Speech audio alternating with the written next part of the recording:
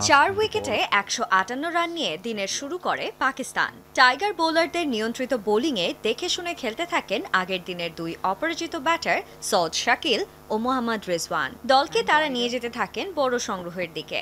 86 রানে শাকিল ও 89 রানে অপরাজিত থেকে দলীয় 256 রানে মধ্যাহ্ন বিরতিতে যায় পাকিস্তান। দ্বিতীয় সেশনের শুরুতেই টেস্টে নিজের তৃতীয় সেঞ্চুরি তুলে নেন রিজওয়ান। এরপরই ক্যারিয়ারের তৃতীয় শতকের দেখা পান শাকিল। একই সাথে প্রথম ক্রিকেটার হিসেবে প্রথম 7 টেস্টে 50 হাঁকানো একমাত্র ব্যাটার হয়ে রেকর্ড করেছেন তিনি। গত জুলাইতে শ্রীলঙ্কার বিপক্ষে টেস্টে অর্ধশতক হাঁকিয়ে ছাড়িয়ে গেছেন ভারতের সুনীল গাভাস্কার, উইন্ডিজের বাসেল বুচার, পাকিস্তানের সাঈদ আহমেদ ও নিউজিল্যান্ডের বার্ট সার্টফ্লিকের যৌথ রেকর্ড। তবে এই দুজনের 240 রানের জুটি ভাঙে শাকিল আউট হলে মেহেদী মিরাজের বলে ব্যক্তিগত 141 রানের স্ট্যাম্পিং এর শিকার হয়ে সাজঘরের পথ দেখেন এই ব্যাটার।